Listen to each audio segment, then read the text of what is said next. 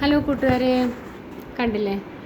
എല്ലാം ഒന്ന് പാക്ക് ചെയ്ത് പുറത്ത് പോകേണ്ട ഒരു സാഹചര്യം വന്ന സമയത്താണ് പെട്ടെന്ന് കാർപ്പൻറ്റർ ഓടി വന്നിട്ട് ഇപ്പം പണി അയാൾക്ക് ചെയ്തേ പറ്റൂ, 2 ദിവസം കഴിഞ്ഞ് ചെയ്താൽ മതി ചേട്ടാ, ഞങ്ങളൊന്ന് പോയിട്ട് വരട്ടെ എന്ന് പറഞ്ഞപ്പോൾ അല്ല, ഇപ്പം തന്നെ പുള്ളിക്കാരൻ്റെ പണി ചെയ്യണം. ഉച്ചയായപ്പോൾ കയറി കൂടിയ ആളാണ്. 7 മണി കഴിഞ്ഞു. 7 മണിക്ക് കഴിയുമെന്ന് പറഞ്ഞു. 8 മണിയായിട്ട് പുള്ളിയുടെ പണി കഴിഞ്ഞിട്ടില്ല.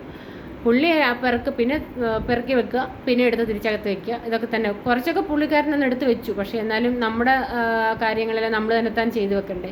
എനിക്ക് പോകാനുള്ള പാക്കിങ്ങും ഉണ്ട്. ഞാൻ അതിനിടയ്ക്ക് പാക്കിങ് ചെയ്തു എല്ലാം ഒന്ന്, കാരണം എനിക്ക് കിച്ചണിനകത്തോട്ട് പുള്ളിക്കാരൻ കയറ്റുന്നില്ല, അവിടെ എല്ലാം തട്ടിപ്പൊട്ടിച്ചിട്ടേക്കല്ലേ.